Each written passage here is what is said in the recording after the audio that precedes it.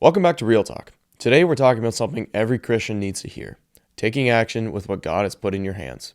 In this episode, we're joined by Craig Haan, the director of Eagle Builders, and his brother-in-law and director of operations, Gerrit Sterk. Together, they share the story of their family business. What began as a simple vision to be faithful, to work hard, and build for God's glory grew into something much bigger. But the real lesson isn't just about business. It's about answering your calling, taking responsibility, and saying yes when God places something in front of you. Whether you're an entrepreneur, an employee, or still figuring out your path, this conversation is about stewardship, godly ambition, and trusting God enough to actually do the work. If you've been waiting for the perfect conditions or a clear sign, this episode is your reminder. Be faithful where you are and take action. As always, this episode is brought to you by our friends at Trivan. We're grateful to them for making this conversation possible.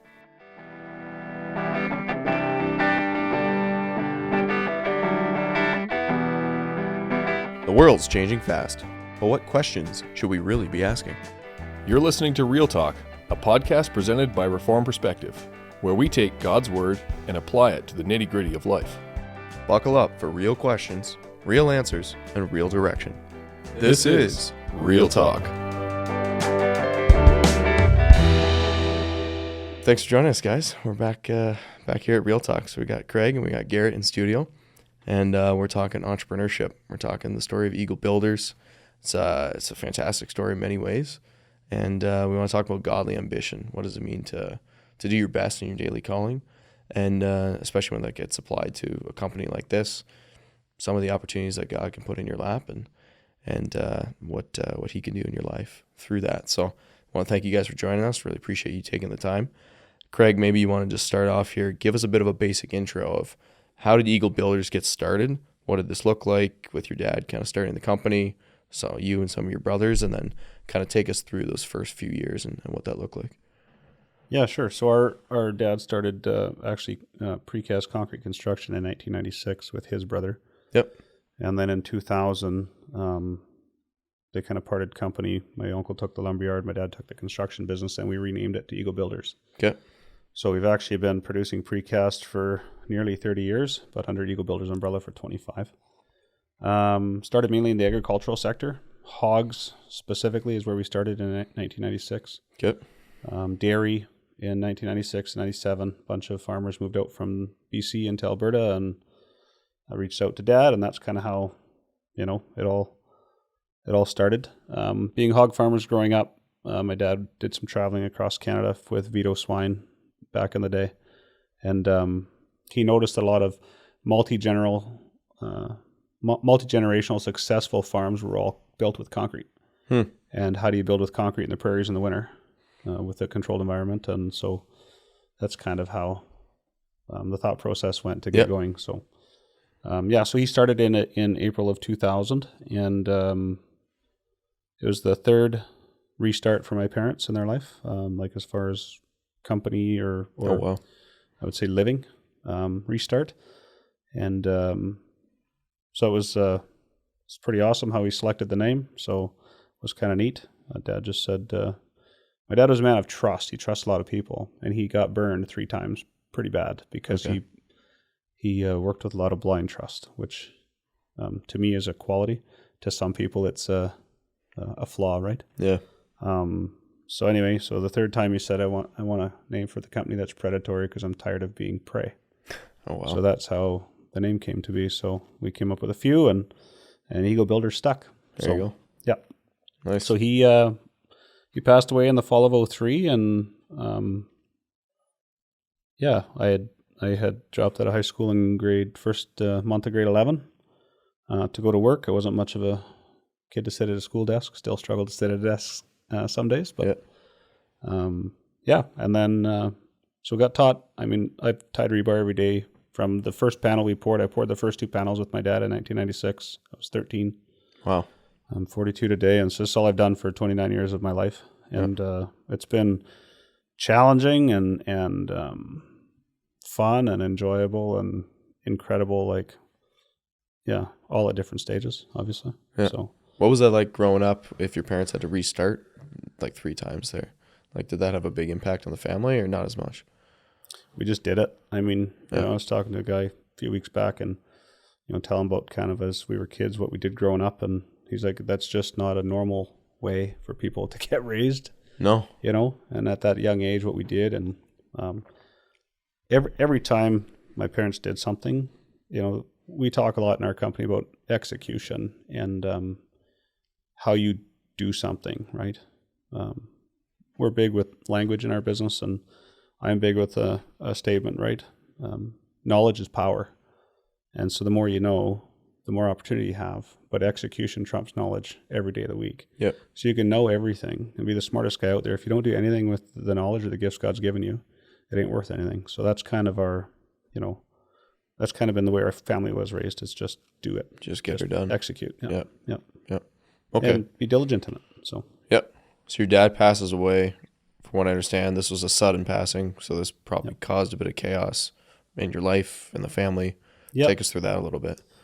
Yeah, in life, I mean, my dad had 45 staff when he passed away, and 3 weeks later, we were down to 5 kids and 4 staff, so 9 of us. Wow. And I mean, I was 19, my brother was 22, my oldest brother-in-law was 25. My sister Becky was working in the precast shop, right, just getting going, no bank financing. Dad did everything out of cash flow, and after 3 years, he had a cash flow neutral business with no capital funding at all for startup from anywhere. Wow. So pretty impressive Yep. determination. And that worked with suppliers that he leaned on but was open with right away. And we still work with all of those suppliers today. And so we also don't forget the people that helped us get us on that journey. And when he passed away, we had to liquidate. We had a whole bunch of equipment, had to liquidate it all. Yep. Sent it to the Ritchie Brothers sale, and they told us what we should expect. And everything we sold for was double. Almost every machine that was sold in that sale was twice the value of the other machines comparable to it. Trailers, flat deck trailers, enclosed trailers. Really? All the equipment companies we had the equipment leased from took it all back at no cost and just said, just kind of told us, we're here for you. You're young, give it a go. Right. And we went back to all of them as we were succeeding and said, what did that cost you? And can we make you whole? And all of them were made whole, and none of them had any deficits from it. And they were everyone was kind of baffled, like that none of them ended up holding a bag of anything. Wow. And we've built for a few of those companies since then. And one of those companies has built 4 projects with us, we asked why, and he just said the integrity you showed a few years after your dad passed away, when he came back to want to make sure we were in good shape, that just said that you would look after us if we built with you. So, wow. So that's pretty cool. So we did that. The phone kept ringing. We had no idea what we're doing. So my brother was on site doing projects. He kind of moved into the sales role, he did full time. Yeah. And then there were some of my dad's friends in the ag sector who kind of put my brother under their wing to get him into some conversations with clients they were talking to and kind of teach him the approach. And so they did that. And a couple of those men were my dad's pallbearers. But and the phone rang and we kept working. It's a lot of trust, though, in a young crew. Yeah. Like for something as expensive as concrete and foundational, literally. Yeah. And but I think the people that trusted us to do the work also knew how we were raised. They knew who our dad was. They knew that whatever he did, he stood behind, and we were raised in the same home. They all saw a lot of the clients that had us work early on were repeat clients for my dad. And I think some of them was a little bit out of, let's see if we can give these boys a hand, right? See if we can give these guys a hand to get moving. And then we just kept delivering. And I mean, we've had insane responsibilities since we were little kids. So, and I think that really set us up well for the course that God had plotted for our family. So, but it wasn't family life wasn't awesome. The patriarch passes, right? We were kind of here in Alberta as we were the only Haan family members here. So, Dad was a pretty key role in our family. And when you lose that key family member, right, things can change a little bit, and they did. So that part of it hasn't always been easy. Still some challenges. Yep. So that part of it's not awesome. No. But it's amazing. As a father now, I know the impact I have on my kids. So take it seriously. Yeah, 100%. Wow. Okay. So we're talking early 2000s when this happens, right? Yep. Like, do you say 2003? Mm-hmm. Yeah. Okay.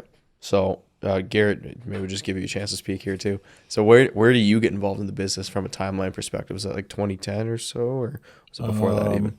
No, later, 2014. Okay, 2014. Okay, Yeah, cool. So it's been 11 years now. So when you come into the business from 2003, 2014, like what size are we at that point here? Like number of people? I think I was employee 89. Okay, there you go. Right. So your dad had 45. That gets whittled all the way down. You got to rebuild that back up. So you come in at employee 89. And just to give people a sense of scale, what are we at today for employees or projects? Or, Today we're at 520 staff. wow. Full-time staff between Yep. the office, production, and the installation side.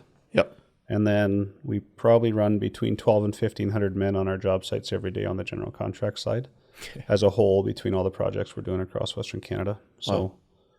from 9 to around, and it's month dependent, between 12 and 1,500 every month. Sure. Yep. Yeah, kind of from Winnipeg to Vancouver Island. So Wow. How many active projects? typically we have between 40 and 50 active ongoing projects at any one time, and that can be from, it's basically from dirt work start to key turnover. So, turnover, buildings clean and ready to occupy. So usually between 40 and 50 Wow. at any one given time. Yeah. Yeah. And we work with a team, right? We talk about trades, but we talk about team. Our minister right now is doing a huge series on team, and as discipleship is unto a team. And I would say that our organization relies on our team heavily, and all of our sub trades. We have a pool of electricians we work with, but we'll only work with that pool. Mm-hmm. So we don't tender to market, go to the lowest bid, right? Yep. We love relationship with our clients, and so we live that back with our sub trades. Yep. Right? They Yep. service well. They know what they're quoting. They deliver a quality product. Yep. They check all the boxes for helping everybody be successful. Yep. So that's kind of our approach. How does one get a company to be that large? Because that's not a common feat. So what happens between 03 and let's say 2014? Then we can kind of, I don't know if there's different eras of the company you want to speak to, but Yeah, like I guess 03, my dad got into this lease space in 2002, and then he negotiated the purchase price in 2007. So in Alberta at that time, from 02 to 07, there was a big rise in real estate values. So it was the equity my dad had negotiated in 2002 in that property that we ended up getting to buy in 2007 after Wow. our 5-year lease was so up. you locked in a great deal. Okay. Yeah, well, my dad was a smart man, and he understood that, right, Alberta was in a spot ready to boom. Yeah. And so he set the deal up, and he did that for his own success in the future, obviously not knowing the plans God had laid out, but that's what catapulted us to our growth. So 2008, we were at about 42 staff, and again, sub-trades were doing the framing and the concrete work and stuff on sites right from 2003 on. And then in 2012, we had another expansion again. So from in 2008, we moved into a plant that increased our capacity by 250%, just as the oil and gas market collapsed. And we thought, how is this ever going to work? And just God continued to provide. Yeah. So you think, we went through about a year and a half there where, we were too busy to start our meetings with devotions and with prayer like we had done since, Dad passed, and just had too much to do. We got to go. We don't have time for devotions and right. And then God just said, "Shut tap off." Yeah. Like this is mine, right? Yeah. You don't control it. You don't control it. Yeah. And so after about a year and a half, and man, we couldn't buy it. We could be the low bidder and wouldn't get it because someone would get on relationship, and Right. they'd be like 12% high. Like it was It was just one of those it was things. crazy. And I'm just like, you know what? Our issue is we're focused on ourselves here. Yeah. And so I went back into our ownership meeting. We meet every Wednesday. Used to be Tuesdays, now it's Wednesdays. But we've done that ever since Dad passed away. Once a week. Once a week. And so now our production meeting opens with devotions and prayer. There's about 30 guys in that room. 32 guys. Yeah. 32 people, I should say, men and women. Christian or not, just Christian or not. yeah. Yeah, I would say that the non-Christians, I'll take their hats off and respect it. There's, 7, 8 people on the, what'd you say? on the devotion rotation. Yeah. And we invite lots of people. Anybody that's new, we explain to them, this part of our meeting is something that's foundational to our company. Yep. It's what we do, and I think a lot of our people, especially new hires, I think for the most part, respect it. Yep. And they respect the commitment, and that's part of our difference, right, from industry too, is put it in God's hands. So that's 2008. We did 250%. 2012 we grew by 50%. And that's when we started in the bridge world. We started in manufacturing structural, or we call them infrastructure components, bridges, bridge decks, short span bridge girders, and we increased our wall panel production by 50%. And then in 2014, that was really rolling well. And in 2016, then we grew again and built an infrastructure hall where we did large structural precast. We got a really big parkade in Calgary.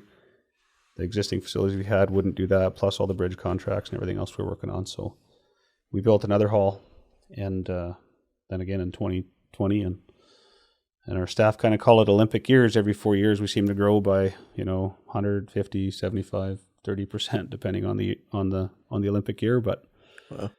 God just continues to bless it. It's crazy. It's really crazy. And 2016, another growth target. 2020, through COVID, we doubled our size. Went from 250 to 500 staff through COVID, and that was a really massive challenge, and our team weathered that storm amazingly. It was hard though. So you're bringing people in, you're doing interviews, but you're doing a ton of Zoom stuff, I'd imagine. Or lots of distance stuff. We have big spaces. Yeah, so right. It's the advantage of being out west. Yeah, that's nice. Yeah, like hiring people, they don't work out, and then you have a new one, right? So for foremen, for managers, it's really challenging. You're forever training. So that's when we got our training facility set up in 22, because we identified that we needed to do a better job at training, and the people on the ground didn't necessarily have the time to train, or they were getting, I think, more tired of training because every 3 weeks you had a new one. Just churn. Okay. So, and it was really bad. It was really bad. Our payroll clerk the 1 year, so that's kind of neat. We had 370 new hires and 371 ROEs. Ooh. And I heard that statement. Sandra retired this spring, but heard that statement. I said that I was unaware that we were that bad. Yeah. But when you're can't be in close quarters and so how do you intimately work beside someone and show them what to do, right? Yeah. And then people just kind of and a lot of it is attitude. 100%. So so the way we train now, it's all attitude based. The morning they come to the training center, it's here's who we are as an organization. Here's our values. Yeah. This is why we do what we do. Yeah. Here's how we do it. What do you think? Basically. Right. From 8 till noon. Okay. And if the guys sit there rolling their eyes or disengaged, we tell them they're welcome to go home. Yeah. And the ones that are like, that's really cool, I'd like to be a part of that, or show engagement. Yeah. Then we train them for the specific role in the training facility. And it took a while. It took us over a year to get that program going and find the right person and then establish our own program. And we tried doing it through a college. It was a flop. 6 months we wasted doing that. But a lot of it is attitude. And our trainer, Brian, is... And values. Values for sure. Knowing what you're about. Yeah. Yeah. And you have to be aligned with people.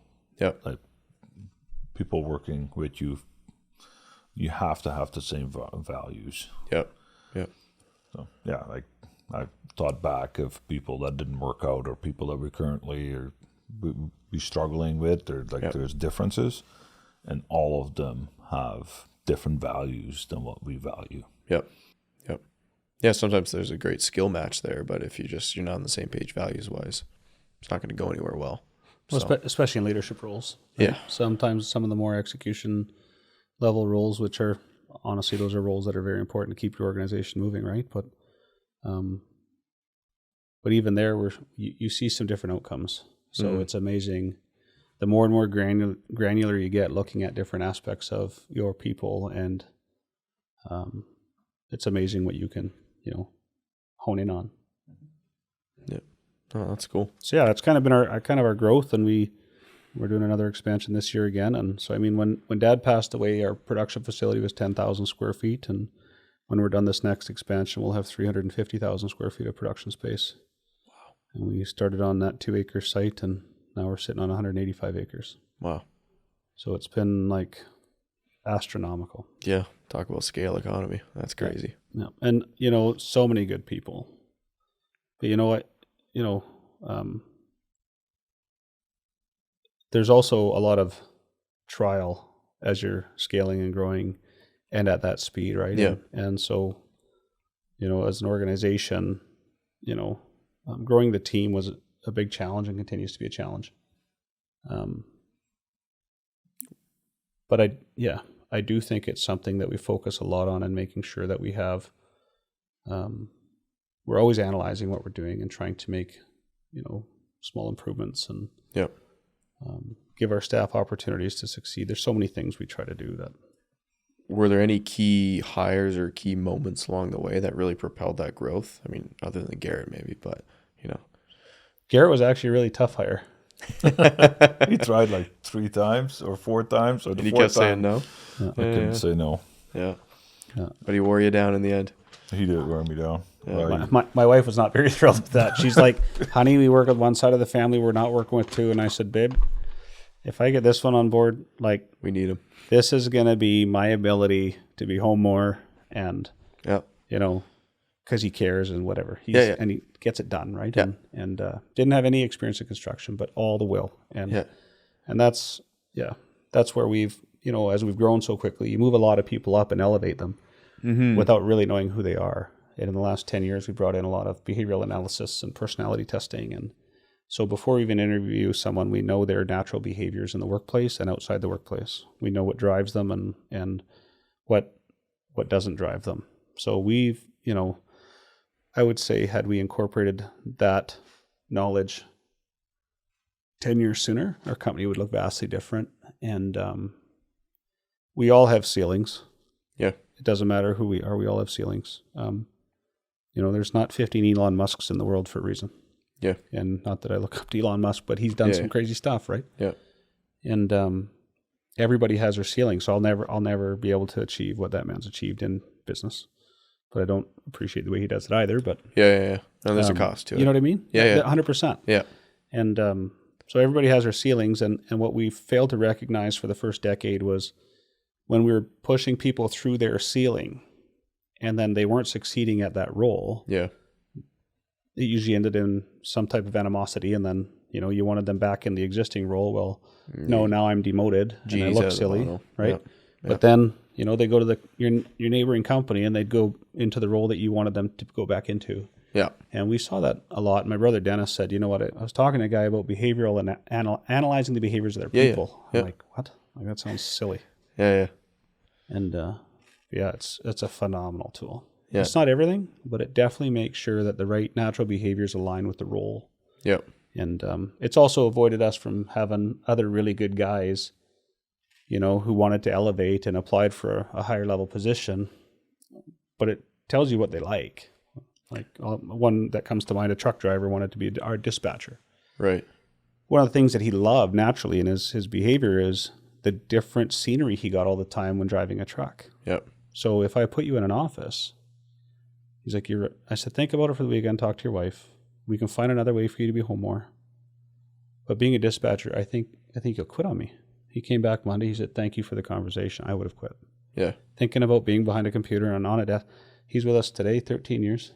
15. Roy? 15? Yeah. Oh, he's phenomenal. Yeah. Key hire, there's one. Yeah. There's a guy that comes and, you know, John, I'm going to start with John Van Haren. Okay. So 2008, site supervisor. He's a hog farmer, no construction experience. You know, you got a conduit pipe on your ceiling here. And we're building our new factory in 2008. And he stops the whole subtrade meeting, says, whoa, what's a conduit? Uh-oh. And we are like, yes. This guy wants to learn.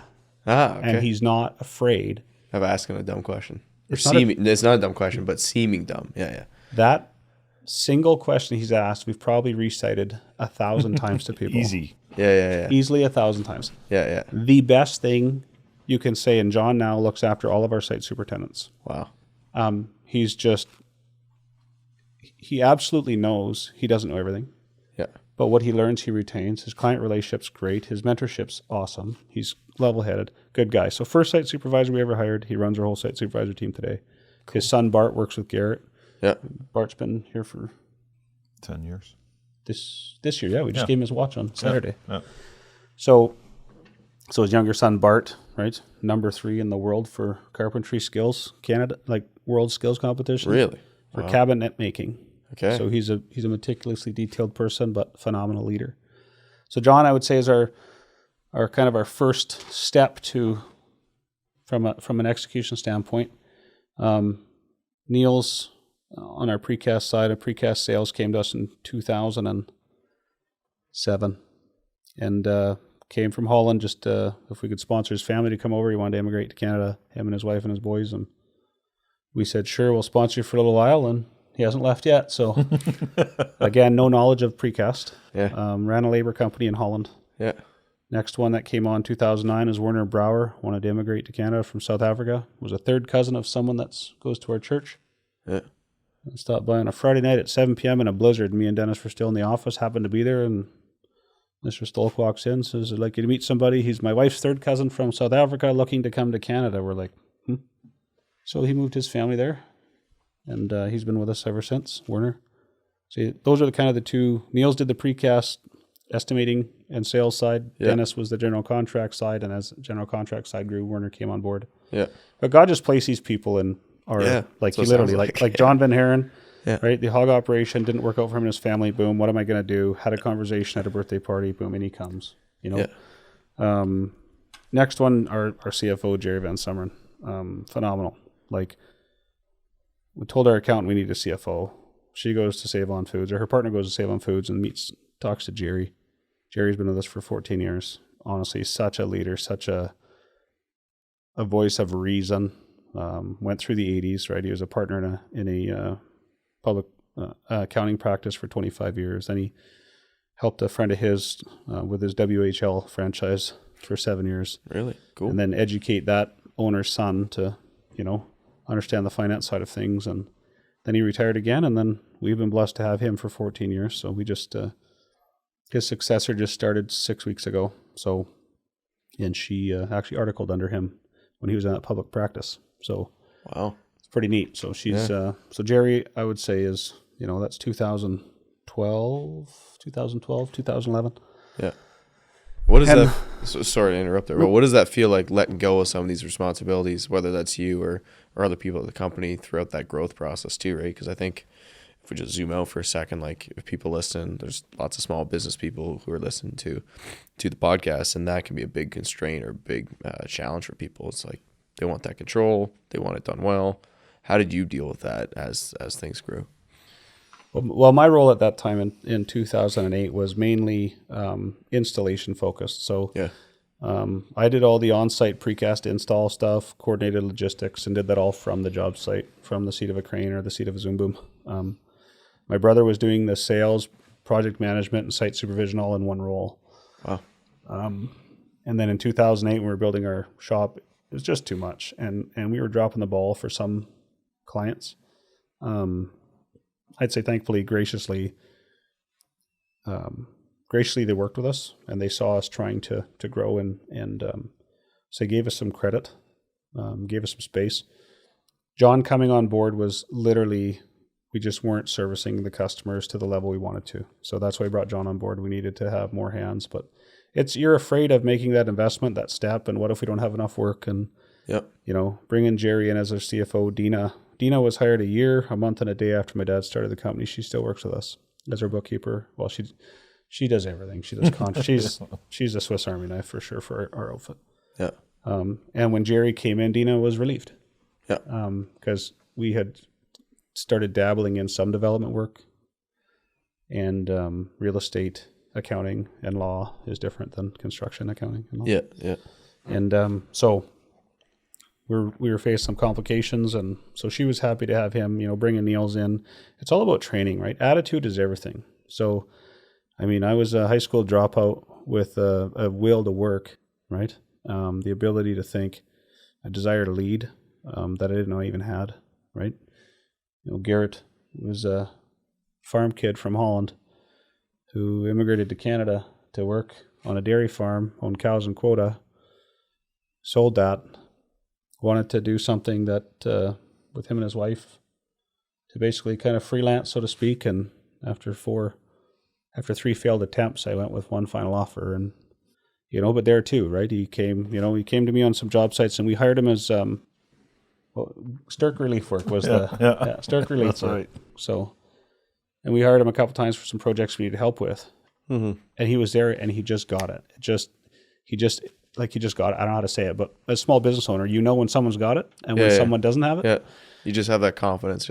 You can see it. Yeah. And you can see it in them. And so he comes with his insulated coveralls, half up his cowboy boots or his rubber boots. Steel toes, Dunlops. And anyway, looked like a total farmer out on an oil field SAG-D site that we were building.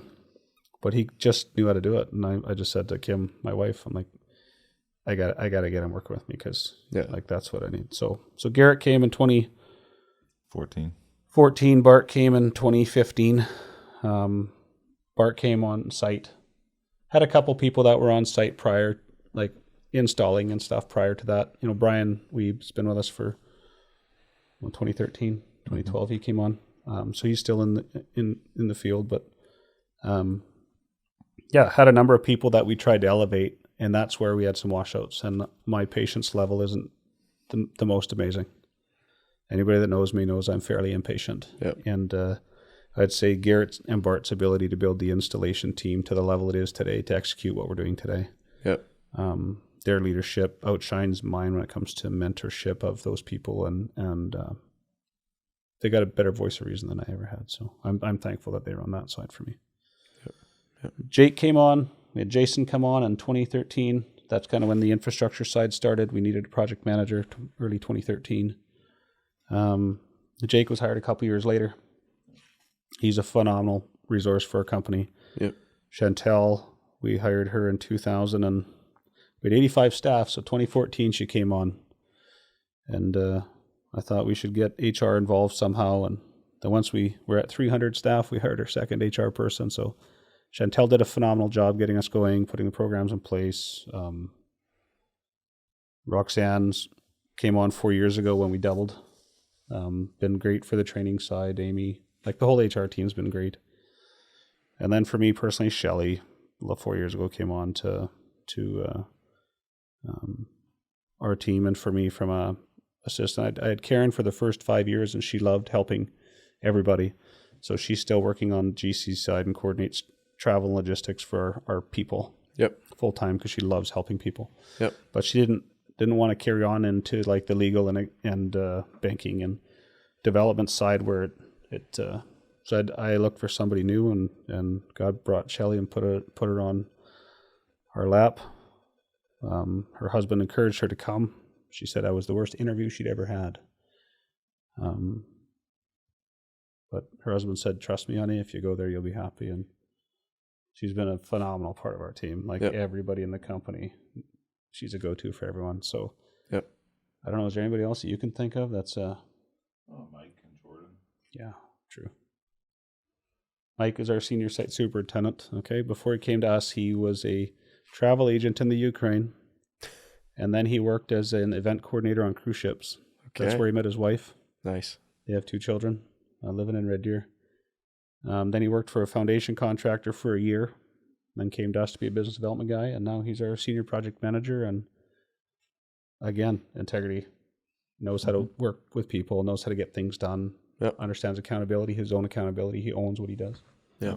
We hired Jordan 7 years ago. Mm-hmm. He's hilarious. He's quite a character. Yeah. Hey? Oh yeah. From a team, he's an awesome dude. Yeah. Super smart, and his passion is doing things different, and that's one thing we do well. We do things different than the industry in a lot of ways when it comes to, like, contracts to us don't matter, right? Our handshake matters. So, I talked earlier about my dad having blind trust, right? I would say our business fundamentally operates on trust. Yeah. Like repeat clients, unless their bank wants it, we don't, like, they'll sign a quote and that's our contract. or they'll just tell us go ahead with no signature and they pay the bills. Like we still do, I would say 40% of our business without a signature today.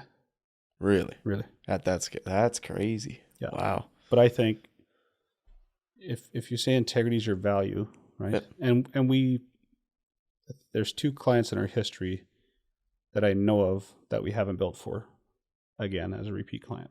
Okay. Or continue to have them today. One was from back in the 96 and 2000 era, and one was from 2021, where we just had to part ways. It just wasn't functioning. So, but other than that, I mean, our repeat clientele is like 99.9%, and that's where the growth comes from. Is they grow, we grow, yeah, and then they tell their friend we did a good job, and their friend comes and Okay, so I guess that leads to my next question. I mean, there's so many key hires, as you said, along the way there, right? And that's quite the story. But why grow this big? How intentional was that growth? And just what did it take to do that? Like you're talking about, okay, we hire this person, we hire that person, we double in size this year, we have an Olympic year, we make a new facility, right? Like these are all, I think, again, just to put myself in the small business kind of mindset seat of like, okay, these are a lot of big changes. You got to be able to see clearly. Like you were running the installation side of things. So at some point you move more into the office world. Like just, I'm throwing a lot of questions at you here, but what is that? What did it take and why grow that big? Well, I would say the growth is 100% unintentional. Really? Yeah. Okay. So you're not making like a 10-year plan and doing all that? Well, we made a 10-year plan in 2008. Okay. So we achieved it by 2011. And we spent 2.5 days making that plan as a group. How fun is it to say that? That's crazy. Well, it's crazy, right? Yeah. And I'm saying, I'm with a smirk on my face, but humbly, no plan we make, are we the masters of our own destiny? So it doesn't matter. So you can, and we said, instead of spending our time planning, let's just use our time doing. And people are like, well, what's your 5-year plan today? Don't have one. What's your 3-year plan? Do more. Like we literally fulfill what God placed in our hands, and we all put our shoulder behind the cart, and all of our leaders, like our team, we just drive to success and service. Like we're heavily client focused, heavily client focused. And it's not that we disregard our people at all, but we try to let our people know that they're the ones that are putting the bread on our tables, and we're going to do everything we can to bust our butts for them. And we're very client focused, and that has done us very, very well. We've been blessed by that immensely. And we continue to stay client focused. A lot of companies lose a little bit of that. It's more about, well, now you got to follow my process. Like companies our size that do the amount of projects we do in a year. A lot of them are so process focused that they make every customer fit inside their process, and now they're secondary to the way their company operates. And we're kind of the other way, where our staff have to adjust depending on the client, which is challenging. Yeah. It's very challenging. Yeah. But every client has different needs, and we want to try and meet their needs, because at the end of the day, they're the ones that are providing our living. Yep. And so I'd say our customer-centric focus is what created our growth. Would you say? Yep. And I would say our expertise, our quality and expertise is another reason we've grown. Third-party people have come in and assessed our product. I mean, we're currently working on the new Calgary Flames arena.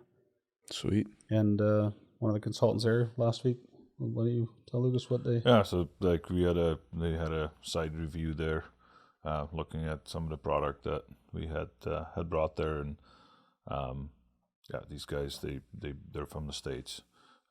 They've worked on 30 plus arenas over their career. NFL stadiums, like 110,000 people stadiums. Yeah. And he's like, you guys work in the States, like your quality is like better than we've ever seen before. And like, these guys are like 60 years old. Right? So they've been around the block. Yeah. They're seasoned. Like they're like very particular. Like, oh yeah, I'm sure those kind of guys are. We've never seen that much detail that they're focused on ever before. Like they pick everything apart. They actually told us our finishing was too good. Really? Yeah, we need it rougher. Like your quality, like you got to back it off a process or a step or two, just because it's, in our opinion, it's too good right now. It's too smooth.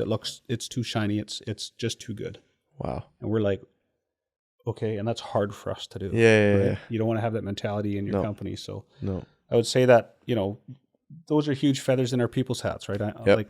I'm not in that process anymore, but I would say, that all of those reasons, and without God's blessing, none of it goes. Yeah, of course. So if we're not glorifying God in what we're doing, none of this happens. So, Yep. Yeah. 100%. Yep. So what keeps you motivated along the way? Just that relentless focus on the clients, or does that change over the years? Speak for either inside the company, for yourself, Gerrit. Honestly, it's the clients. Yeah. It's the team around us. It's the I don't know, the joy that I can see in the people that we work with. Yeah. With the team. Yeah. Like, I don't know, I'm proud to go visit a client or go there again for yet the next barn, and Yep. like they're happy to see us, right? And I'm happy to go there. I'm happy to show them what we can do. I'm excited to show them what we can do. And like quite often, like we have sometimes new clients, like, oh yeah, no, there's no way you're gonna get this done in 2 weeks, right? We'll get it done in 2 weeks, yeah. right? Like, and like that drive, that's to have the team engaged into that. Yeah. All our foremen, like, all of them, Travis, Keegan, Terry, Brian, Nicola, they love it when, we have clients that are so happy with them. They come every Friday, bring them that don't know them, bring them coffee and donuts, and just show up and be like, we can't believe how diligent you work. And our clients will just show up and bring our on-site staff. And like, these are like significant size projects, but our staff being enough to them to spend their time to go and get them coffee and donuts, deliver them, and thank them for their work. Like, that's the level of team we have. Yeah. That's a pretty beautiful team.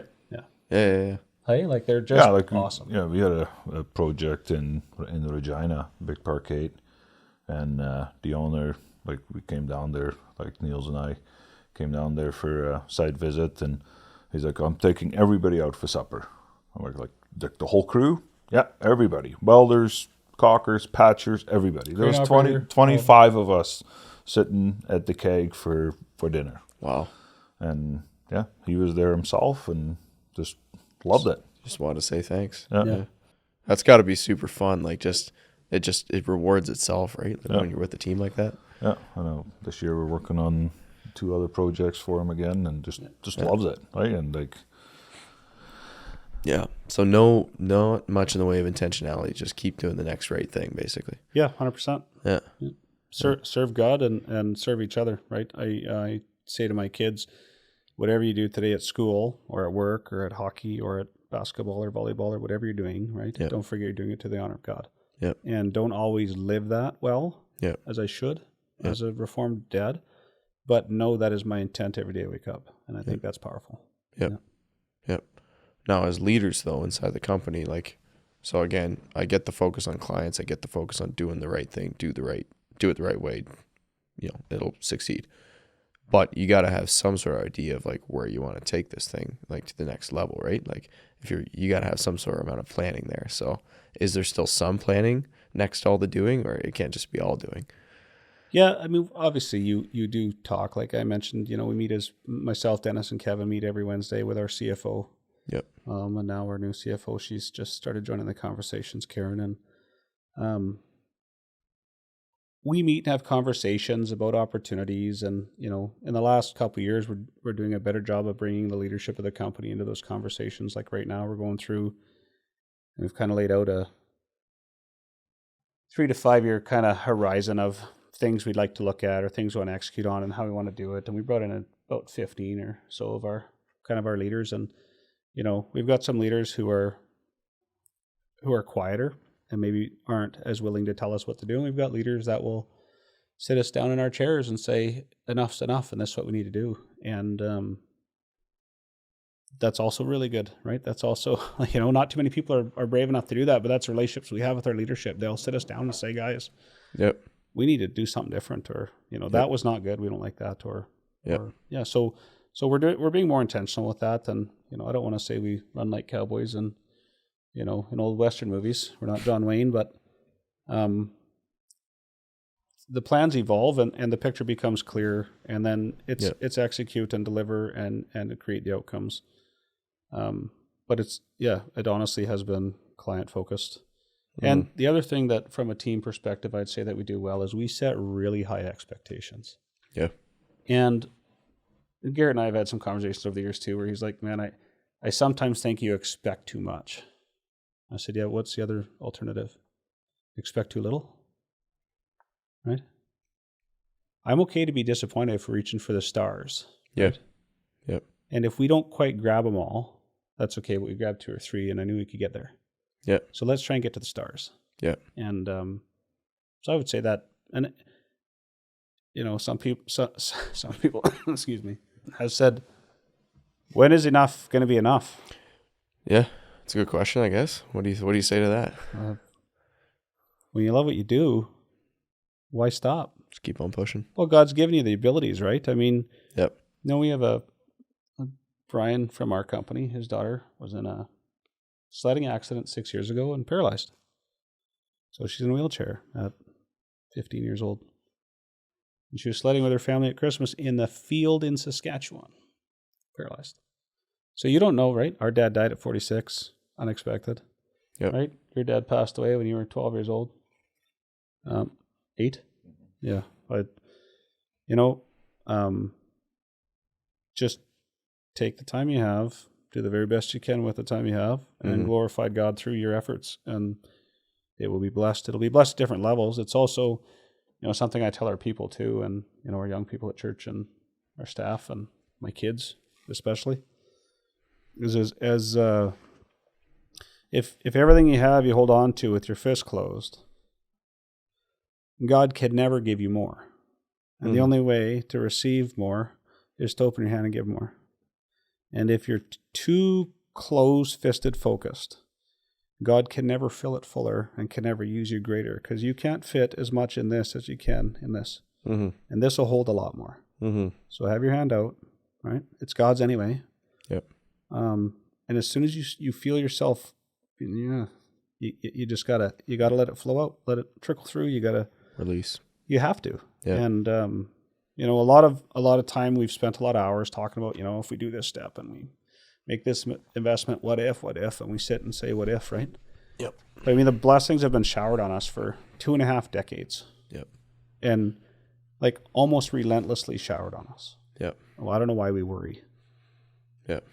Right? He'll provide. Always. Yeah. And so the older I get, the more I can say I truly trust that. At 25, it's like, I know God provides, but I've got to, I'm 42, been doing this for 29, running the business for 22 years at 42 years old. And I don't know, it's God's provided for every year. Yep. Right?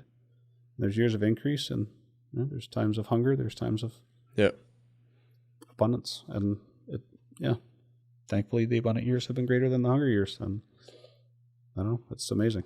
Yep. Yeah, I find that hard at times too. Just being a younger guy in business too, is God provides, but it's easy to just put whatever you want behind that. I got to do what I got to do still, which is still true. You're not denying that either. There's still a call for action there. Well, it's biblical, right? Work with your hands, right? Yeah. Idle hands it's not healthy. Yeah. So God created us to work for 6 days and rest on the 7th. He didn't create us to work 4 8-hour days a week. He didn't create us to work 5 6-hour days. He just created us to work 6 days a week and rest on the Sabbath. Yep. And that's a big thing for our company that a lot of people, especially in the oil and gas sector in Alberta, struggle with, right? Coming to us and, what do you mean? I'm not allowed to work Sundays? Nope. Yep. So what am I going to do? You're going to go home and spend that day with your family. If you want to go to church, go to church. Yep. Right? You can figure out what you want to do, but I said God created man to work for 6 and rest on the 7th, and watch what you get done in 6 days. Yep. And our dad told us that early on. If you don't get it done in 6 days, boys, you'll never get it done in 7. So don't ever work a Sunday in your life, because it's not going to make you any better. Yep. And so we've had some trades that have tried to work Sundays and stuff too, and we just say, nope, that's not what we do here. None of our sites work. Site's not open. Yep. Oh, that's cool. Yeah, it's but that's also the opportunity to I don't know, be a light in the world too, because that's also different than. You set the standard then, right? Especially if you're running the site. Yeah, no, I think that's a fantastic way to do that. And very countercultural. I was going to ask you a question the other way, but that's such an Albertan problem to have where they're like, we want to work 7 days. But like a lot of people in the culture generally are wanting to work a lot less, right? Like even you just saying we got to work 6 days. I'm like, amen to that. But this idea of, that people have this whole idea of work-life balance and, whatever, try to get your vacation days in when you can, right? Like, have you guys run up against that at all? Or you feel like you filter out those kind of people in your hiring process because of the values you described? Depends on the role, right? Yeah. You need different people in different roles and different personalities jive. And, I don't want to speak negatively or not, but you see it in the church. You see it in Christian schools. You see it in society. You see it in your company, right? There's lots of people who are willing to give before they ever even think about receiving. There's some who only want to receive, right? And there's some who will give a little and want a little. So, you focus your energy where you need to. But we don't monitor vacation days for our staff. Our leaders, you get your job done. Probably something we do differently than a lot of companies our size is, I think we maybe have 4, maybe 5 salaries out of 500 people. So Gerrit works as an hourly employee. Oh, okay. So we take what would be a base salary divided by the base hours, and they get paid for every minute they work. So you got guys who really want to dig in and be aggressive and bust their hump and go. Yeah. They do very, very well. Yeah. My dad always said, if you pay everybody for every minute they work, you'll never owe anyone anything. And he's been right. It's early on, we had some people on salaried positions, but then they're like every Friday at 3:00, you hear a ping when you're on the phone with them going, oh, they're on the golf course at Friday at 3:00, right? They're not working. Yeah. So now if you're not working, that's fine, but you're only impacting yourself and your family. So that's a decision you can make now. Yeah. And so it just, I don't know, it's been easy. A lot of people have had challenges with it. Yep. Once they're here for 6 months, they're like, oh, I'm pretty happy with this actually, because I just realized how much I left on the table all those years working for that salary. Yep. The need for certainty for them was so strong that some of them are like, I won't work for you without a salary, and now they're happy they do. Yeah. Yeah, they're responsible for their own certainty that way. And that's why we don't monitor days off. Like if you take 20 days off, right? If your role is not being covered, then we'll have a conversation. Yeah, of course. But I don't know if I've had 3 of those conversations in 20 years. Yeah. So that's it. That is very different. I'd imagine not many people do that at your scale. No, and some people are uncomfortable with it. So they're like, well, I'd really like my holiday days. Well, submit them. And I've only disapproved 1 vacation intentionally. In 20 years of someone that's reported to me, they wanted to go away for 2.5 weeks. And I'm like, well, timing. So I declined it, went to them and said, hey, can you go for a week and a half and take a week in January? Yeah. I'll even give you another week if you want. I'll give you 2 weeks in January, but I could really use your help. Are you okay with that? Yeah, no, that's totally fine. Yeah. Yep. So, but that's the only time. Otherwise, it's the odd joke on people, right? Like, no, you can't go away. Yeah. That's always fun. Yeah, you have to have fun, eh? Oh, for sure. Yeah. No, if you're not having a couple good laughs, it's not good. Yeah. Okay, so we're talking. Yeah, I mean, a lot of this episode, I kind of want to center on this idea of godly ambition, and so we've got a really good sense now of like, okay, what the company story is and how you guys how it's grown. But I mean, both for Craig since the beginning, I guess, but also for yourself, Gerrit, too, joining this company midway through its rise. Like, do you ever think about that? Like, does it give you a venue or a vehicle for your ambitions? Do you set your sights? I mean, I know you're not big on the planning side of things, but you're like, I still want to accomplish this. Like, what drives you forward every day? Like, is it just, again, that success for the clients, or is there something more to it in behind that? So what I've come to learn about one of my basic human needs is contribution as my driver. Okay. So for me, it's contribution. How'd you figure that out? I've done some different learning. A lot of our language stuff came through some Tony Robbins coaching stuff we've done. Not a fan of the format. They almost idolize the guy. Not a fan of that at all. But some of what you learn, some of what you learn is really good, and how you choose to implement it in an honorable way is different, right? But I think education's a big key. I've been in leadership training too as well for the last 2.5 years, which has helped me grow. And I would say that my team all last year when we did our annual reviews, every single person said, you're not giving us an answer before we're done talking this year, and we noticed that you're more opening to listen. And that was like every direct report I had told me that last year. So that was like a big growth moment for me. That's cool. So I'm always wanting to give the answer before they're done. But contribution for me is the biggest driver. And community is huge. Our local community, our Christian community, Yep. Christian community worldwide is big. But if I look at our staff and I look at our team as a whole, having them grow with us and having them excel with us and seeing them reach potential some of them weren't sure they had, and then exceeding the potential, Yeah. you know what I mean? Oh, totally. That's the driver. That's why I get up every day. Yeah. Right. I mean, that's my joy. We had our company Christmas party on Saturday. 620 people came. We gave away 12 10-year watches. That's got to be a cool feeling, eh? Oh man, Yeah. so great. Yeah. So great. Next year will be our first 25-year employee. Will be Dina, right? May 8th of 2026. She'll be here 25 years. Wow. The year following will be Pete, who will be here 25 years.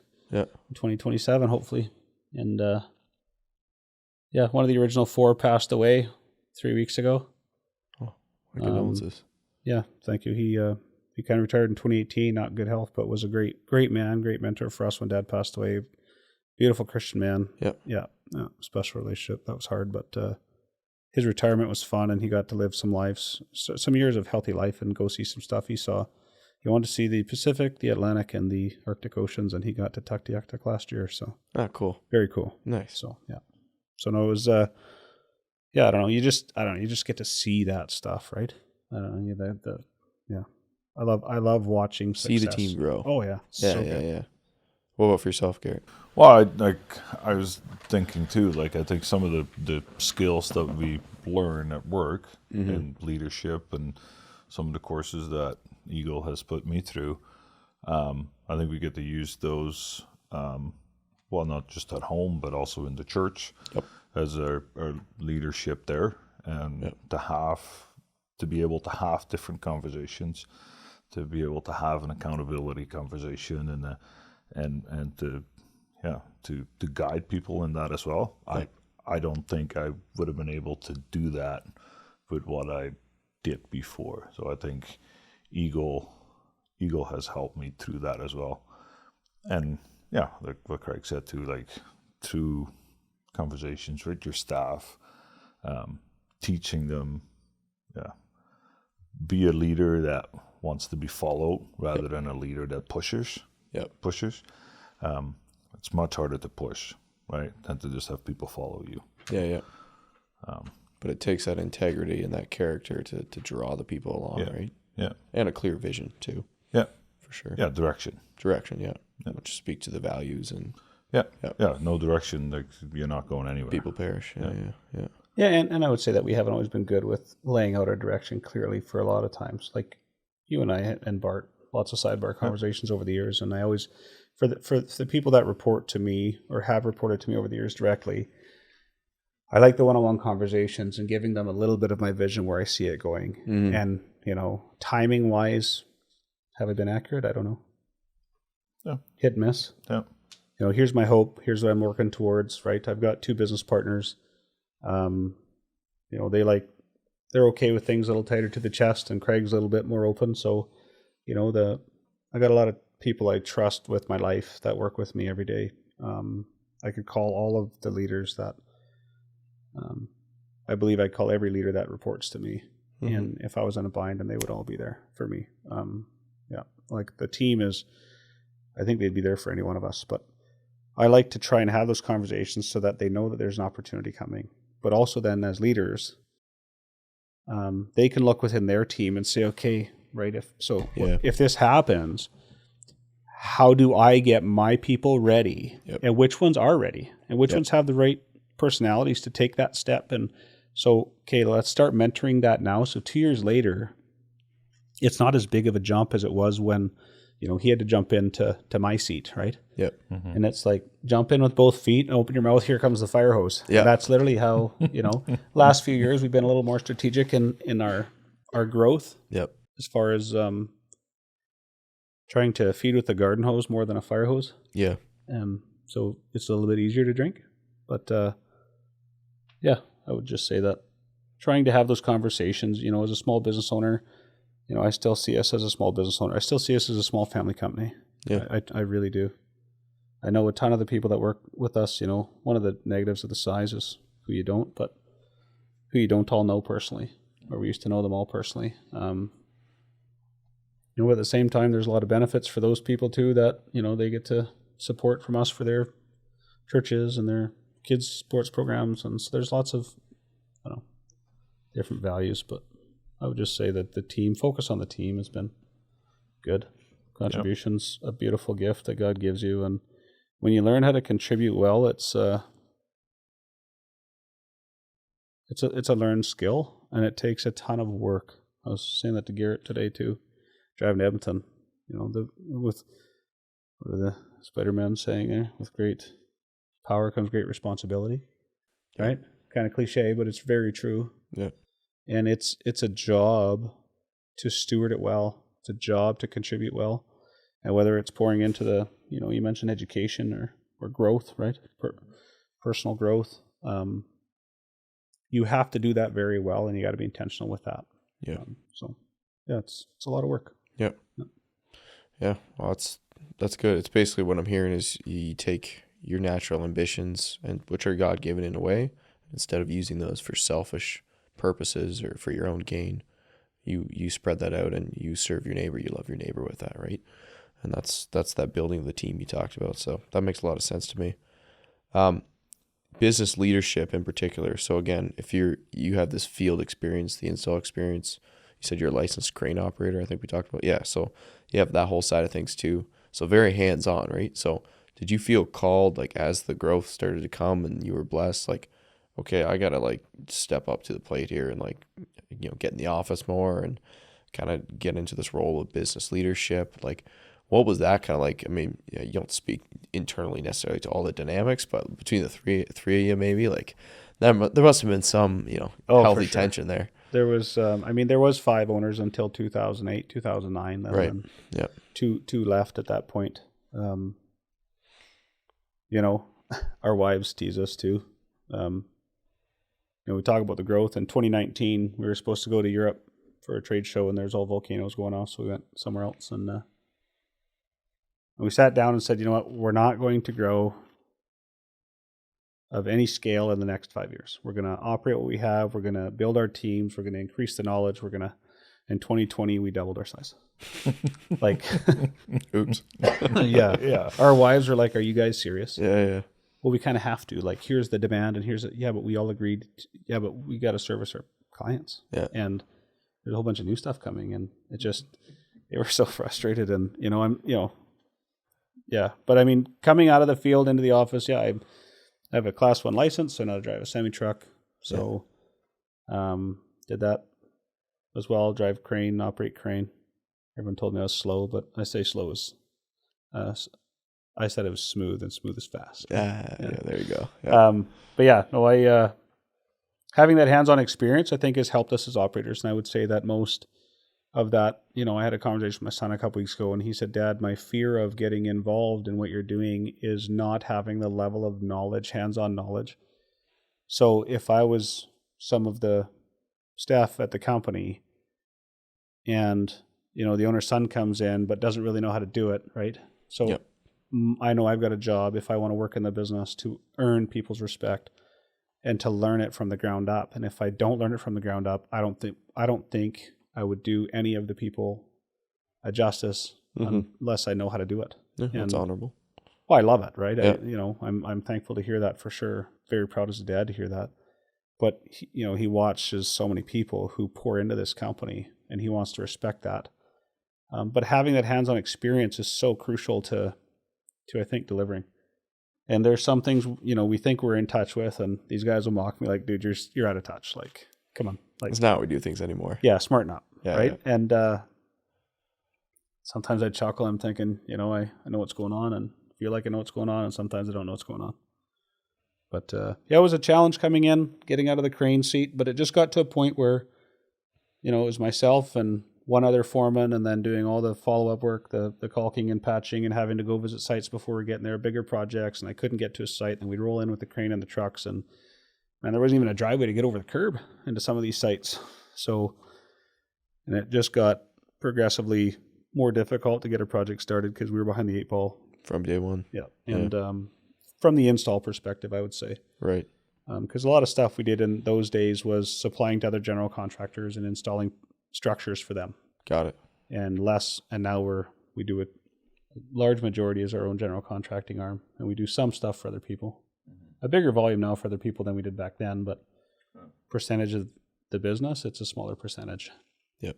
But so then it was a hard sell to try and do that, but it just came to a point where I'm like, I'm not even going to hear it. Like, I have to, or we're going to fail, and I don't want to fail.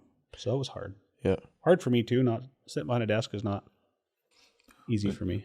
I don't like when I had it. I don't think it really even is intentional either. It's not like, okay, well, today forward you're gonna always be sitting in an office. Yeah, Like, it's gradual. You get to a point, you have no other option, and you just kind of roll with the punches. Yeah, yeah. You just kind of roll into it, and it is what it is. And yeah. Were you prepared, do you feel like, looking back on it, for like No. the challenges? No. Well, prepared for the challenge, yeah. But I mean, go back to the expectation conversation, Sure. right? As Yeah. kids, when we were on a family farm for the first 9 years. The next 4 years, we were on a corporate farm, a commercial farm, I'd call it. Sure. And on that commercial farm, my brother and I looked after a barn with 6,000 wiener pigs in it. From the time I was 9 till I was 13, before school, after school, shipping, treating, sorting. Like, me and my brother, who was 2 years older than me, were responsible for that barn Wow. between the age of 9 and 13, and he was 11 to 15. Yeah. So, I mean, that's not a typical responsibility, No. right? And Dad would walk through, and if we didn't do it right and we got home from school, he'd ask us questions. Like, he'd say, like, so how was, room 4, pen 2? Yeah. How'd that look this morning? Fine. Did you go into room 4? No. No. Whack, right? Yeah. And Get back out. yeah, get out there and go do it. Like, Yeah. go do your job. Yeah. Own it. And so, but I mean, it was just, most 9-year-old kids 10-year-old kids don't have it. No, that's different for sure. So, but and that's where I think the expectations, if they're there, people will rise. And, Okay. What did it take to get to a business of this size? Like, on a personal level, like for each of you, but like, what kind of sacrifices are required to do that? Because I think, again, if I'm at a small business level and I'm looking at this, I go, okay, this sounds great. What an awesome story Eagle Builders is, right? Very fantastic just to see what God has done in this company, right? But also, what is the real toll to do that? Is there a way to do it sustainably? Is it just really intense for periods of time? Like, kind of take us through the personal side of that as well, like family wise too. very intense for periods of time. Maybe intense all the time. Honestly, your wife matters. Yep. More than anything else. Yeah. So. Yeah. Did you guys have conversations early on about what this could look like, or was it No. some challenging moments throughout? Sorry. No, it's okay. Yeah, I think if you again, a lot of these things, I even think personally are not really intentional either. Like you do business, you do things. I think it's different for me as a employee Yep. versus a business owner. Yep. Right? I know that Craig has way more, I don't know, people pulling on him for go to different meetings and different events at night. Yep. Go to that charitable organization. Go to that dinner. Go to that. I don't have that as much.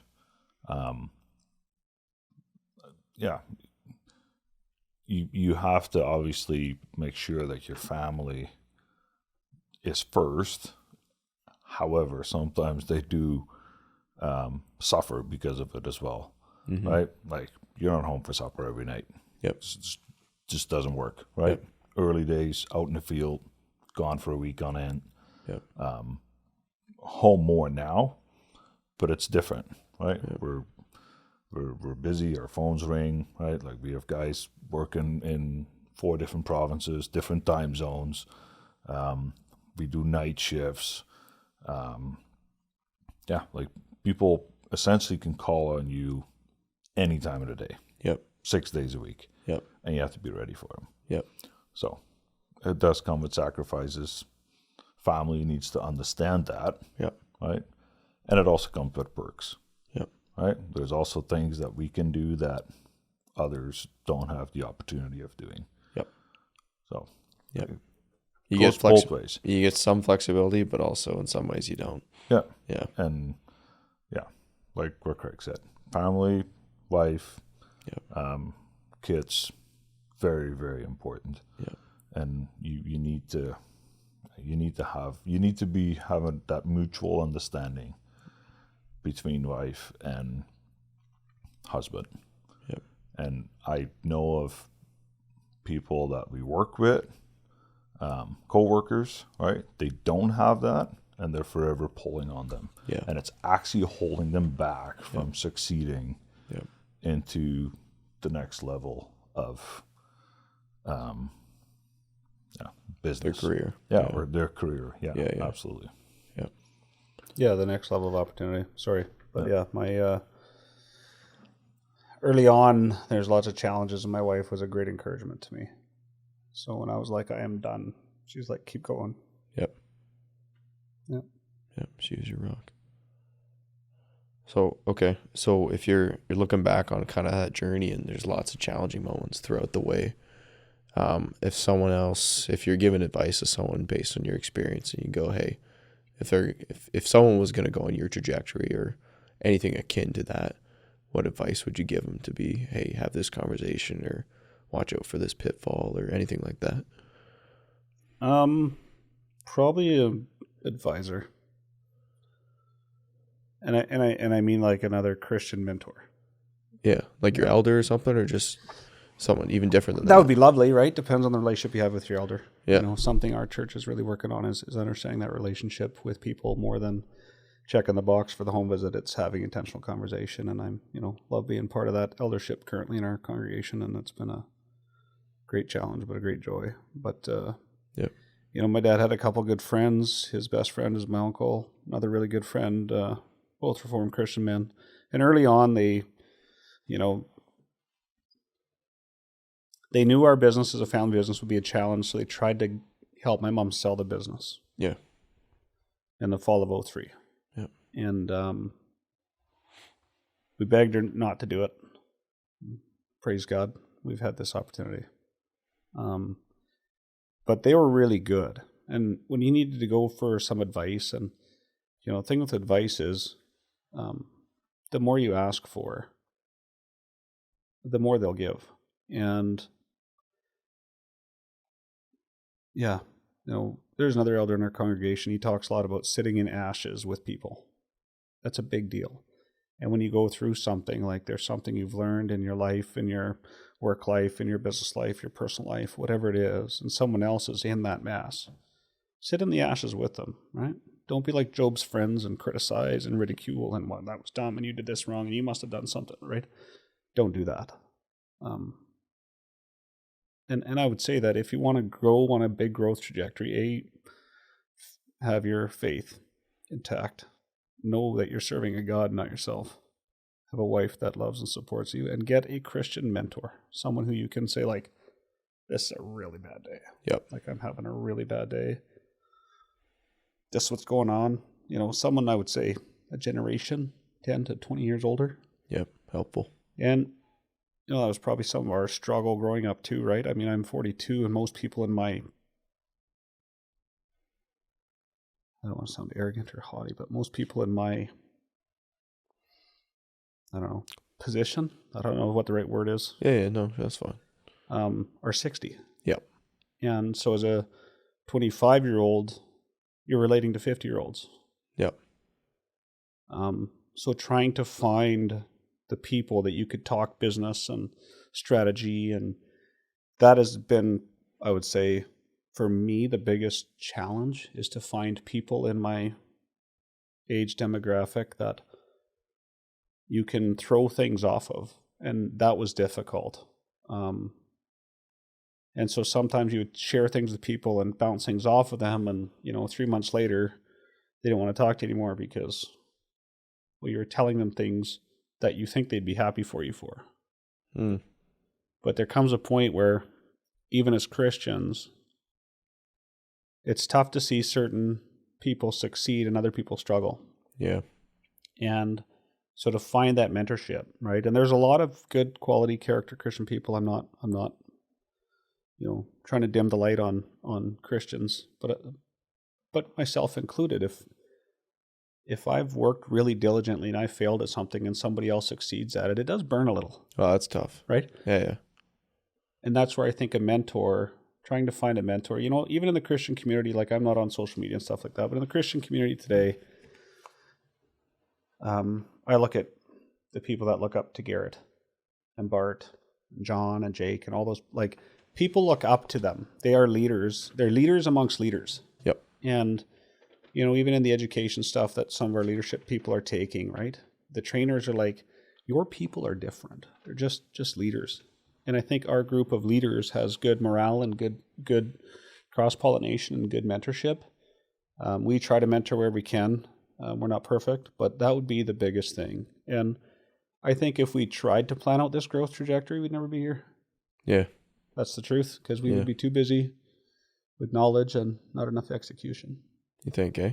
Well, Do you feel like, though, you're like, I wrote down here in the outline, like prisoner of momentum, like looking back on it, does it? Yeah, there's are there times like that? Yeah. I mean, I've had times where I couldn't walk out of bed because I was so burnt out. Yeah. And I was crawling on the floor for 2 days because I couldn't stand. Right? Really? So, yeah. And it's happened 3 times, I think. So that's not worth it. No.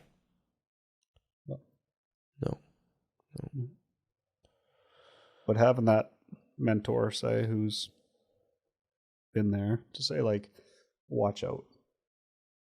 Yeah. Like, this will get you. Don't let the bottom line drive your life. Yep. And when we got to a certain point, I'm like, I'm done with the bottom line driving my life. Yep. I need help. Yep. And it will impact the bottom line. And when you stop worrying about how are we going to do it and just trust that God will provide with your diligent work. Yep. Put your hands to good work. He will bless it. And if you do that, right, stop worrying about what is that, like, what is the cost of that to my bottom line? Or what is the value of that to this opportunity? Those are, that's complete mind shift. That's all it is. And if you can look at and say, what's the opportunity? Shelly right now, she's home, right? Today, tomorrow, keeps everything for me moving. I can phone her at 6 a.m. or 11 at night. She don't care. She understands. She was raised in a Christian home. She understands our Christian values. She lives them out. She helps me execute anything I need and any time of the day. Her joy is serving my family, my wife, myself, our children, our business, our team. Mm-hmm. She loves nothing more than successfully achieving something for someone else. You can get team members like that. Yeah. You can go to the moon. Yeah. You can grab all the stars. Yeah. So, and Gerrit and like everyone I spoke of earlier too, like it's just, yeah. But having that mentor to guide you and to say, don't focus on that. Yep. Focus on the horizon. Don't focus on your feet. Yep. And that would have been helpful. And even for us as three, from 2009 to now, as three brothers, 2 brothers and a brother-in-law. I call Kevin my brother. I call Gerrit my brother.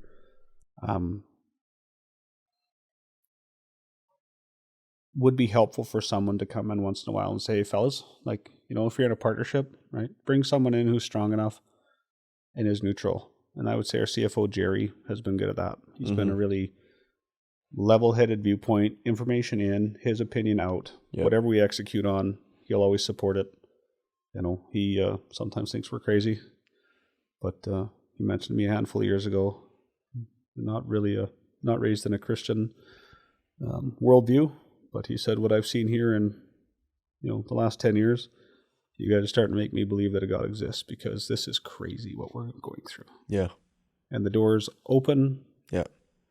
And for success, whether it's team, people, projects, investments. And then there's doors that shut that we try as hard as we can to pry open. They won't break open. And 6 months later, the person that took that, and we couldn't get it together, the person that took that had a massive failure. Yeah. And he said, we've just been protected from failure and been blessed with success. And the opportunities that have come up in the time frame, and like, it's inexplainable. Yeah. It's God. Yeah. And I said to Jerry, I told you from day one, we are a business that is blessed by God. Yeah. And I told you that when we talked to you, your first interview, and it reigns true today. There is no way we could have ever planned this success. There's no way we could have planned this outcome. There's no way, no matter how much we do, he's like, I'm seeing it. Yeah. But he's a level guy, always information in, information out. Yep. So mentorship is a big deal, and probably bigger than I would have thought 20 years ago. Yep. Yeah. Yeah. Okay. Well, appreciate you sharing that. I mean, it's like anything, right? There's no pain, no gain, right? There's got to be a cost to the success as well, but that's good to keep that in mind. Because, I would imagine as you hit these different levels of business, right, like it's tough to find, like you say, that mentor who's been there before, right? And especially, to find someone, even if they haven't been there before, to have the character to not be enviable of the situation that you find yourself in. That's there's probably not too many of those people floating around, I would imagine. No, more than you think, actually. Yeah. I think, one thing we're good as Reformed Christians is keeping to ourselves. Mm-hmm. We do that well. We do that with our faith well, right? Yeah, for better or for worse. Yeah, it's the faith we own, right? It's our faith, so let's not get too vocal about it either. Yeah. And I see that shifting a little bit in our Reformed circles too, where we're I look at the work you guys are doing. This specific podcast, right? Let's talk about. I've had the pleasure of listening to a couple of the podcasts on the role of the elder. Those were good. So good. Yep. Right? It's good to listen to, good to hear, good to think about, good to talk about. So being Reformed Christians, we're a lot more closed in, and I think, if you open up the conversation like you have with multiple people that have been on your show, they're willing to share. Yep. You just need to ask. Yep. And don't be afraid to ask, because nobody wants to see people go through failure to succeed. There's lessons in that for sure in the trenches, but success breeds success, and some of that. I'm going to refer back to Tony Robbins again. Language, proximity is power is a big thing they teach there, and that's very true. Who you surround yourself with is who you become, whether in your Christian walk, yep. Right? If you surround yourself with a secular crowd, right, you'll be drawn away. You surround yourself with Christian people, right, and families that raise their kids the same way, yep. and have the same values and respect and discipline and expectations, and right, those outcomes then become very similar. So who you surround yourself with is who you become, right? And proximity is power, and there's a lot of truth to that. Put yourself in a situation to when you mentioned, you don't go to a lot of functions, right? We'd like to see our leaders come to more, right? To create more of those relationships, but what God uses us for in our province is incredible. In our country, God has us making a difference in our nation. Yeah. And that is mind-blowing to fathom. Yeah. And there's days we get up and you got something pretty neat that you're going to have a conversation meeting with someone. And, say to Kim, like, how do you think God's going to use this today? And she's like, he will. Like, he is. Yep. It's, so going to some of those things, you get proximity to people that you wouldn't otherwise meet, and those breed conversations that allow you to help build God's kingdom in ways that you can't fathom in sitting in a chair in your living room at 5:30 with a cup of coffee. Yep. So on the phone with so-and-so. Yeah. So, being present, being out there, having that mentor, they'll bring you opportunities, those opportunities. We've had mentors that have, one of those two mentors has brought us a lot of opportunities over the years as he's seen us execute and deliver for other people.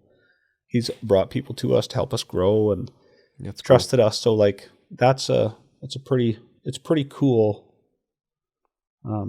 Pretty cool experience to have lived and then to have the ability to take time to give back. You bring in people like Gerrit and good team members that give you opportunities to, even come out here tonight, right? To fly out to Ontario and have this conversation face to face instead of over Teams. 100%.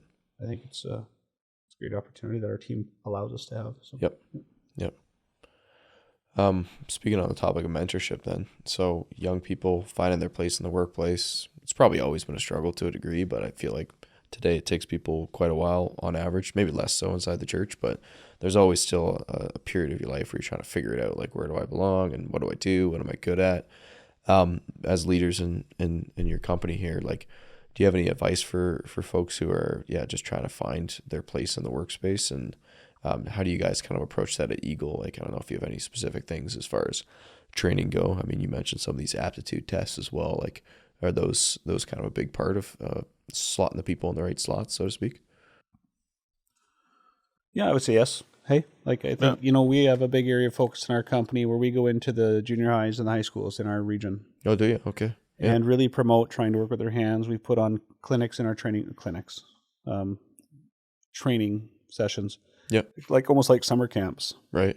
We've worked with some school districts where they've got 7 or 8 kids who want to try different skill sets in the construction industry. We'll bring them we'll train them for a day. We'll let them work in different areas of our production facility with experienced people.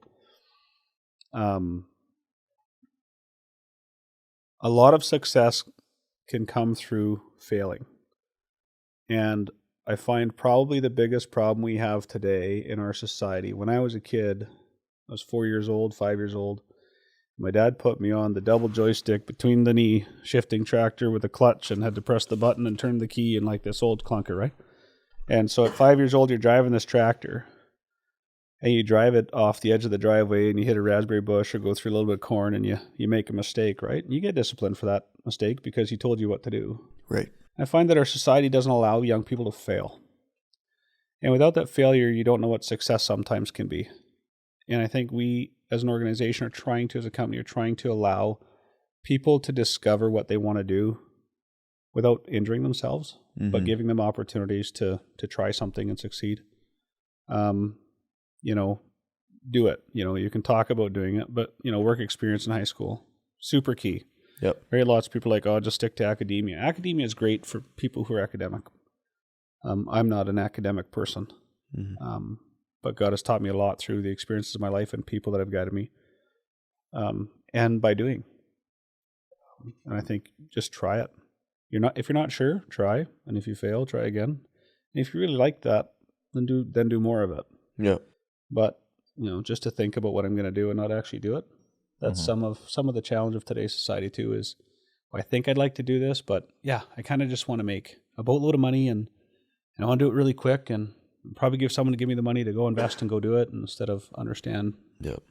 Love what you, or do what you love to do. If you don't love what you're doing, if you don't come to work happy, then do something else. Or right? But is it the work or is it your mindset that you bring to work? Right.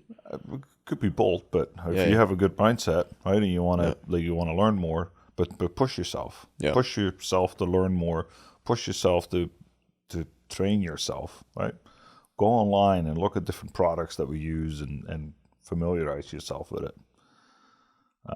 Build your knowledge, like as a Christian, right? Yeah. You want to know more about Christian theology. Read. It's. I would say it's that same way, but I do think mindset's a big part of it. And in today's culture, I say that, right? But like in schools now, you almost can't fail a kid.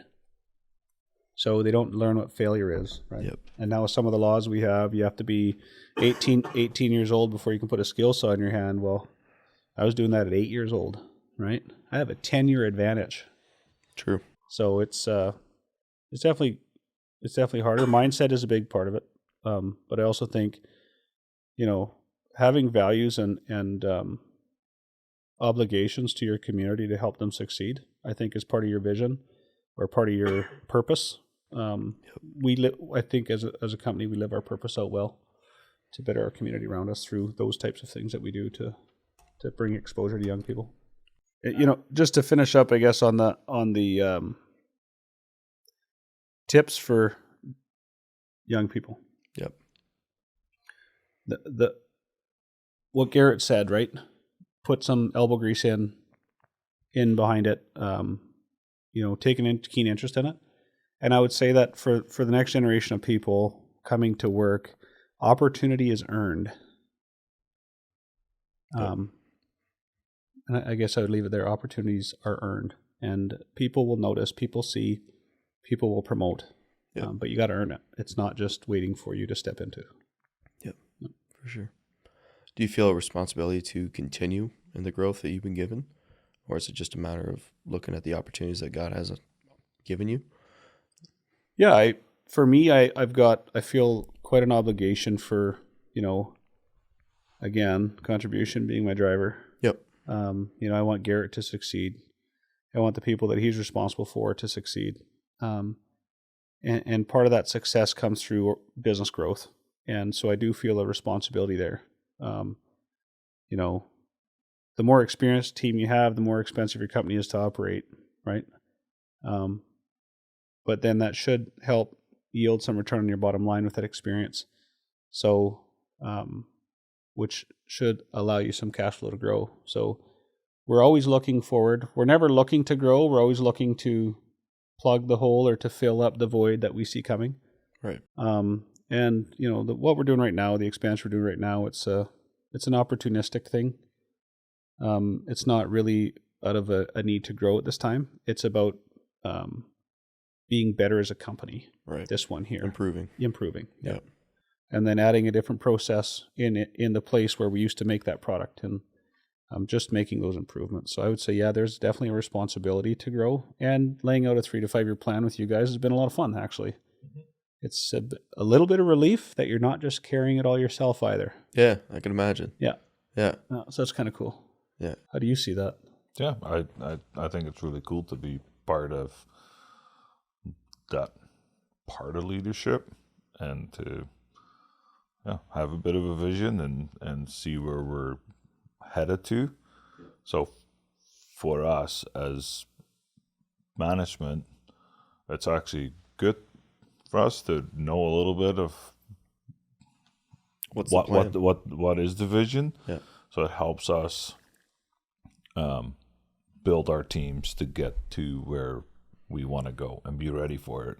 Yep. Because last time we weren't quite ready for it at all. Not quite at all. And it hurt. And yeah. Not to get into that whole thing again, but it was very challenging, and through it, I know we lost people that could have helped us today. Yeah. No. Because of all the rapid change, too much going on. Yeah. No, that makes sense. So try to do it a little more sustainably next time around. Yeah, that's the goal, right? We don't want to burn people out doing it. We want to excite them. Yep. Totally. Okay, cool. Maybe just to wrap it up, I guess, like looking to the future. We kind of talked about this a little bit, but just what excites you most? Like, if you think you've been planning this 3 to 5 year plan for both of you, what's the most exciting thing about Eagle Builders that you can be looking forward to in the future?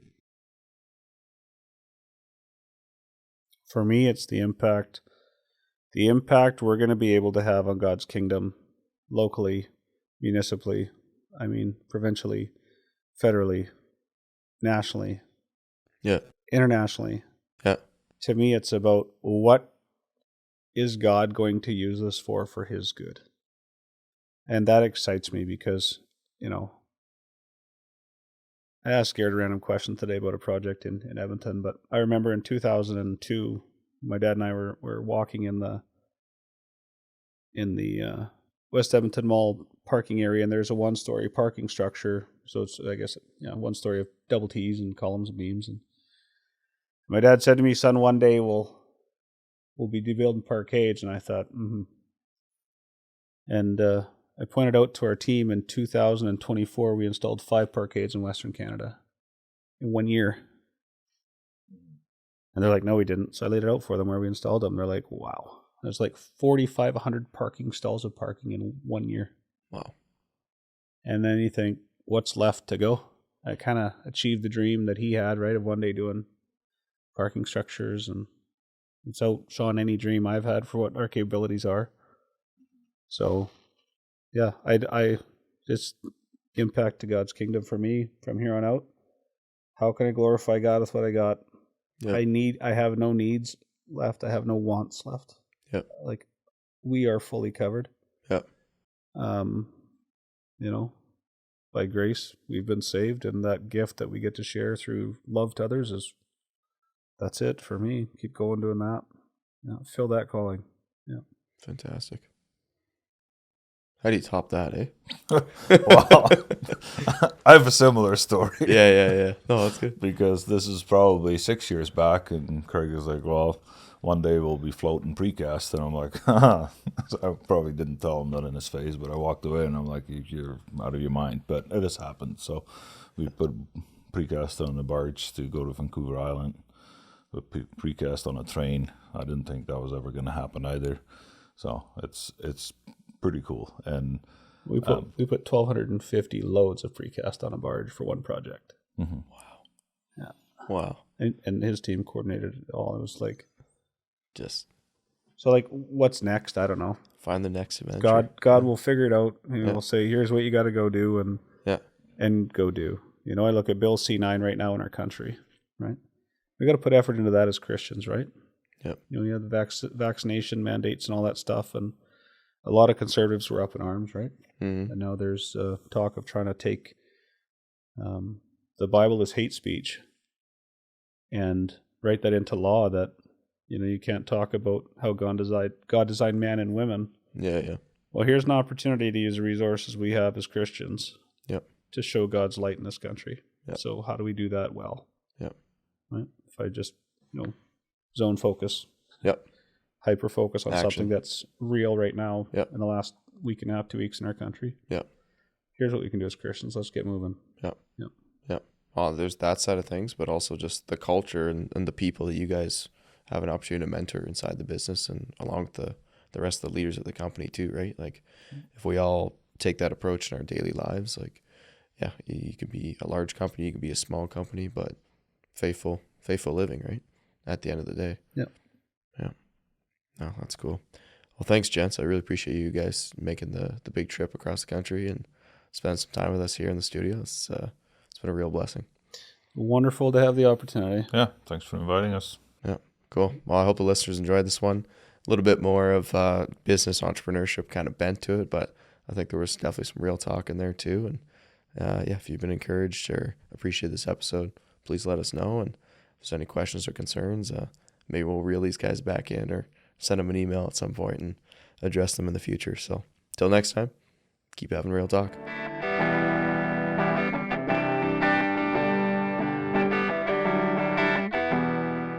Thanks for tuning into Real Talk. If this episode inspired you, please share it with a friend so you can continue this conversation in your own life. We encourage you to send us your feedback or let us know who you would like to hear on the podcast. You can email us at realtalk@reformedperspective.ca. This episode is produced by Tyler Vanderwood, Lucas Holfluer, and Mariah Tamiga in partnership with Reformed Perspective. Until next time, keep having real talk.